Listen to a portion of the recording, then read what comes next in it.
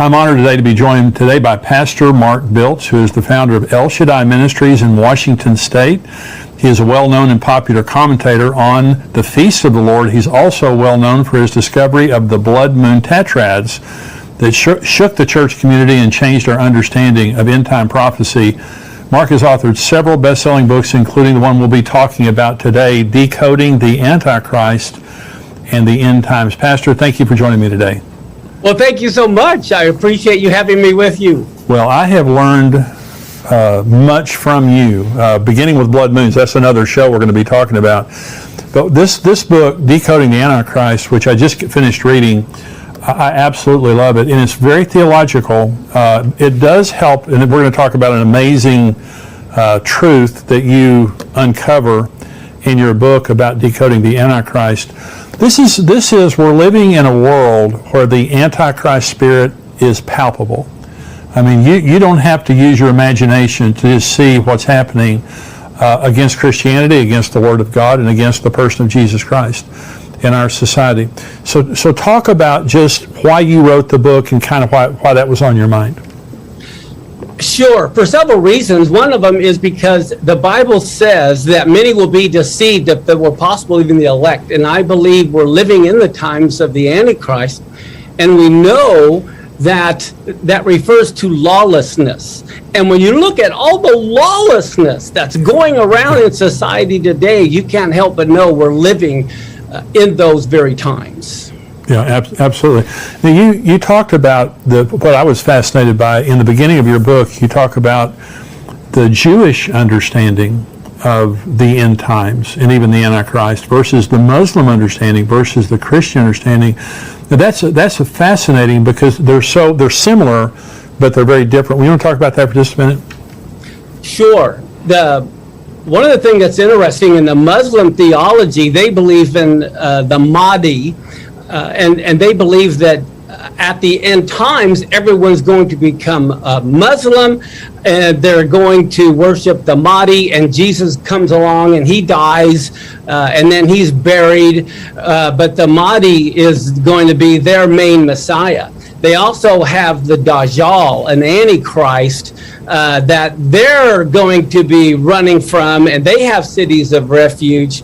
And I think what's fascinating to me is as you study the Muslim view of end times, the Jewish view of end times, the Christian view of end times, it's like everyone's Antichrist is the other group's Messiah. In Judaism, of course, they believe they believe in two Messiahs. One is a suffering servant, the son of Joseph, who's going to suffer and die. And then you have the son of David as the other Messiah, who is immediately going to come and rule and reign in Jerusalem for 1,000 years. So it's fascinating to compare them. And then Christianity, of course, we're waiting for an Antichrist. Right. Now, we're going to talk for just a minute about who that Antichrist is. We're going to talk about a person in the Bible that you kind of identify as a type of Antichrist, which is shocking, I want to say, but very accurate. Talk about Ecclesiastes 1:9, because I think in the Western mind, when something has happened, it's like predestination. When something has happened, it's not going to happen again. Exactly. But you're very acute to the Jewish Eastern mind, and to them, when something happens, it has to happen again. Talk about that. Sure. What it says there is that which has been is that what will happen. What's been done is what will be done. There's nothing new under the sun. And so for me, we have to realize that history repeats itself. So often in Christian prophecy or prophetic thinking, they think, oh, it's happened, it won't happen again, let's move on. That's a Greek mindset, as if prophecy is like a checklist. But what you have to remember is if it happened before, it's going to happen again. It's more like a spiral going up, where you have a different perspective.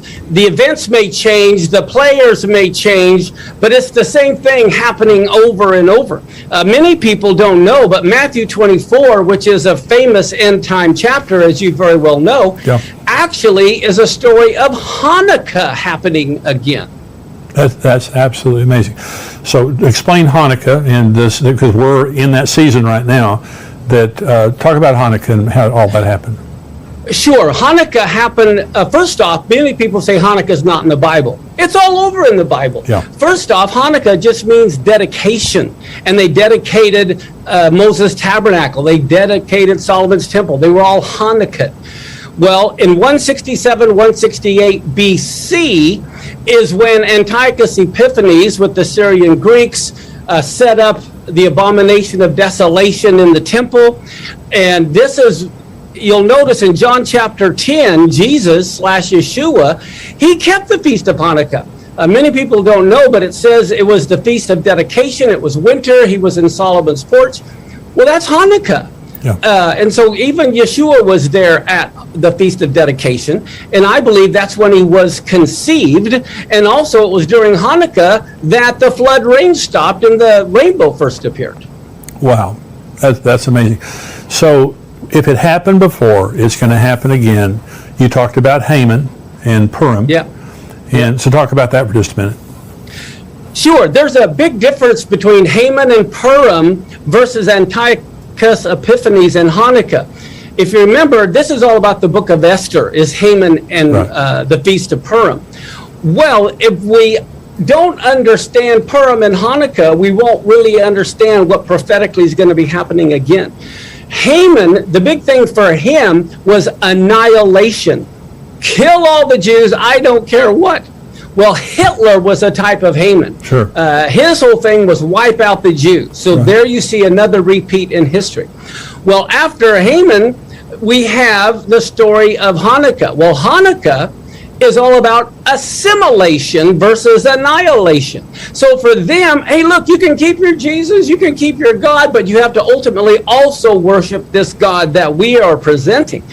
And so for me, this coming Antichrist, of course, the Antichrist spirit's been with us for 2,000 years. Sure. But I believe his whole thing is going to be assimilation. Of course, then if you don't assimilate, he'll annihilate you. But that's the big difference between Purim and Hanukkah. One is annihilate God's people. The other one is to force them to assimilate. And both are happening right now. I mean. Oh, exactly. Yeah. So let's talk about replacement theology, because this has been something that has plagued the church, since the Middle Ages, I guess, maybe even before that. But replacement theology is rampant in the church today. I was noticing that George Soros sponsored a group in America that their job was to turn young Christians against Israel. And so there has been a concerted effort around the world, and certainly in America, to turn people against the Jews, especially church people. And so talk about replacement theology and the dangers of replacement theology. Oh, I'd love to. The thing about replacement theology, it teaches that the Christians have replaced the Jews. Right. Well, if you remember the story back in Genesis, Ephraim and Manasseh, Joseph's two children, were grafted in one sense, to Israel. He said, look, these are going to be my sons, and anyone after them will be yours. Well, when they were grafted in, they didn't replace all the other brothers. They were added to the other brothers. Well, it's the same thing today. The church can never replace Israel. One of the things that's so sad, if you remember, at the golden calf, God was going to destroy Israel. And Moses got up and said, no, don't destroy him, because then the Egyptians and the rest of the world will say, either you were a liar or you were impotent and couldn't do it. Well, for Christians today to say that God couldn't do it and we've replaced Israel, then Christianity today is saying God was a liar because he can't fulfill his covenant, or else he was unable to. Right. So that's one of the most horrible things about replacement theology, is what it says about God. That's right. Well, Martin Luther was anti-Semitic. And totally. Hitler got much of his inspiration of the final solution from Martin Luther. And so, the danger of this, and I tell people the story of how I fell in love with Israel. I grew up in Texas, in West Texas. I never knew a Jew, and I had never heard of Israel. And I got saved when I was 19, and my wife and I went into a Christian bookstore, and I saw a poster on the wall that had a menorah, and it had one word, Israel. And it's like I had seen the most beautiful woman in the world, and I fell totally in love. And I went up to the manager of the bookstore at the counter, and I pointed over to that poster on the wall, and I said, I didn't know how to say Israel. I thought it was Israel. And I said, that Israel thing on the wall, what is that? He said, well, that's Israel. And I said, I don't know what that is. He said, well, it's a country in the Middle East. I said, okay. And he said, well, that's where Jesus lived. And I said, really? He said, yeah. That's how I fell in love with Israel. And so I didn't know anything about it. I mean, it was totally 100% madly in love with Israel. So the first time I heard someone make a comment against the Jews, it was just like you're talking about my mother. You know, you're just talking about someone I love. So it was a supernatural experience for me, but I've been shocked by how much of the church has been affected by this. And I was at a funeral last week, Marcus Lamb's funeral, the Daystar Network. Right. I was at his funeral. Pastor John Hagee was talking, and he loves Israel very much, and he said, the most important promise in the Bible is, I will bless those who bless you, and I will curse those who curse you. And you look at world history, there has never been a nation in the history of the world blessed that cursed Israel or came against Israel. And of course, this week, the United Nations has sent 6 different censures against Israel. And it's interesting that we see the tornadoes in America. There's a correlation between acting against Israel and some of the natural disasters we see. Now, I want you to talk about Shemitah. Now, this is absolutely, I want to talk about Solomon, and I want to talk about Shemitah for the rest of the program. Okay, I want to talk about Shemitah for just a minute. Now, the Antichrist shows up during the tribulation. Okay. Yes. Okay, so the tribulation could begin next year. Is that true? Yes. Talk about that. Sure. I think pretty much every one of your listeners are familiar with the book of Daniel and Daniel's 70 weeks. The whole reason that they were in Babylon for 70 years is because Israel did not keep the Shemitah cycle. As far as the 7th year, they didn't let the land rest. They didn't let go all of the debtors, set them free. And so they didn't do that for 490 years. They never rested on the 7th year. And so this is why they were in captivity for 70 years, God says, so the land could get all of the rest it missed at one time. God was very adamant about them keeping that 7th year. And King Zedekiah, right before the temple was destroyed, it was a Shemitah year. Wow. And it says in Jeremiah that he had set the captives free. He decided, well, we better follow God or Babylon's going to overcome us. And so they set all the captives free. For the first time in 490 years, they let them free. Well, then what happens? Egypt comes along to help Israel fight off Babylon. Nebuchadnezzar retreats. Well, Israel end up giving Egypt the credit instead of God credit. And so they put all the people back into captivity, which is why the very next year, the first year of a Shemitah cycle is when the temple was destroyed. Wow. Now, remember Daniel, 70 years later, he says he's reading the book of Jeremiah and he realizes that, wow, we hadn't been keeping the Shemitah cycle. 70 years are determined. It's about that time for us to be set free. And so he's praying like crazy. And so then you see the Daniel 70 weeks. Well, I believe everyone knows there's 1 week left, and a week refers to a 7-year time period. Right. Well, here's the thing that's shocking, that's so simple and yet so profound. Daniel was Jewish, okay? And so the 7-year cycle he's talking about is a Shemitah cycle. And we know that it refers to the tribulation. Well, the tribulation has to begin the first year of a Shemitah cycle because Daniel's Jewish. This is the way he thinks. And so, as you said, next Rosh Hashanah, next fall, begins a new 7-year cycle. So that is a huge possibility. The tribulation could begin next fall. Now, if it doesn't, it can't begin for 7 more years because it's not going to begin in the middle of a Shemitah cycle. It has to begin the first year of a Shemitah cycle.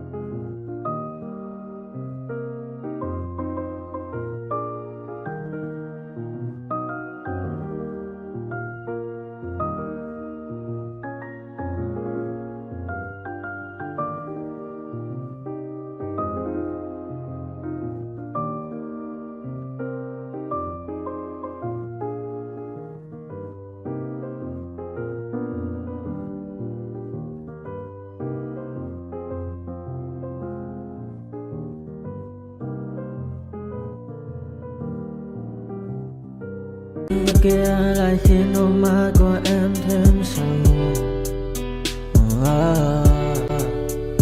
Vì sao em đi càng để lại lý trí, chẳng để lại anh khi nước mắt cần rơi.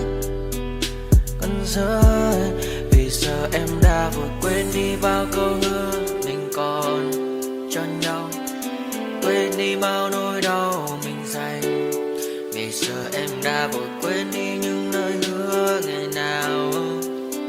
Vì dòng nước mắt em đã vội rơi không thể bay anh như đến vào điên rồi, anh như say đôi mắt môi, anh như chỉ còn muốn em bên cạnh như ở phố xa rồi. Anh chỉ muốn em cạnh đấy thôi, không muốn em ở bên đời, chỉ muốn em anh bên người. Người đã gỡ bước đi xa trong cơn mưa chiều vội vã, người đã bước quên anh khi cơn mưa qua gần vội vã. Em đã quên rồi mai sau ngày hôm qua về, chẳng còn lại gì những người mà nước mắt rơi. Em khiến con tim như trôi bay trong chiều thu đầy nắng, em khiến con tim như tan mưa trong chiều thu mát màng. Vì còn nhiều lắm những gỡ vàng, nhiều lắm những nỗi vội vàng, nhiều lắm những cơn mưa em mưa ra bây giờ vẫn vang không mơ không bay đứng sang.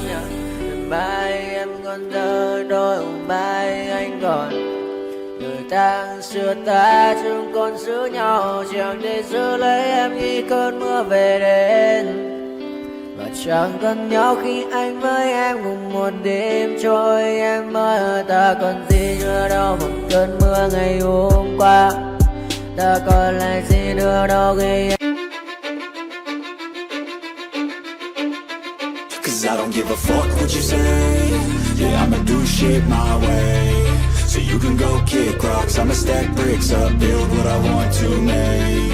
Yo, I got a lot of shit to say, so I'ma do this every day. I'll be writing things until I'm fucking buried in my grave. 6 feet deep under, but my body won't decay. Cause my messages are timeless, so they'll put them on display. Oh yeah, I rap with a certainty, I have a sense of urgency. A message for eternity, for everyone internally. I had some people burning me, but now they fucking learn to see I ain't the one to fuck with. Now they looking nervously, and I don't really care what you think of me respectfully. You can kick rocks if you think you're fucking better, see. I will outwork you, turn you to an enemy. Hurt you so bad that you're gonna need some therapy. I got the motherfucking recipe, I've been cooking up hits, I'ma leave a legacy. You'll be looking small when you're standing right next to me. I'm 5'10", bitch, but I'm 10 feet Cause I next don't to give me. a fuck what you say. Yeah, I'ma do shit my way. So you can go kick rocks, I'ma stack bricks up, build what I want to make. Cause I don't give a fuck what you say. Yeah, I'ma do shit my way. So you can go kick rocks, I'ma stack bricks up, build what I want to make. Yeah, I'ma do it my way.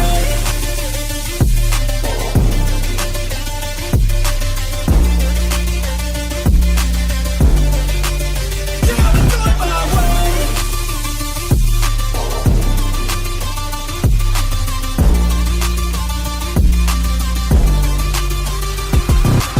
I can't contain it, I'm coming out with a statement. You really changed, man, all your music and arrangement. You don't know shit, shut your mouth, you can save it. I'm the same dude that got his come up from the basement. 100 songs, 100 weeks, didn't change it. Experiments, development, intelligence,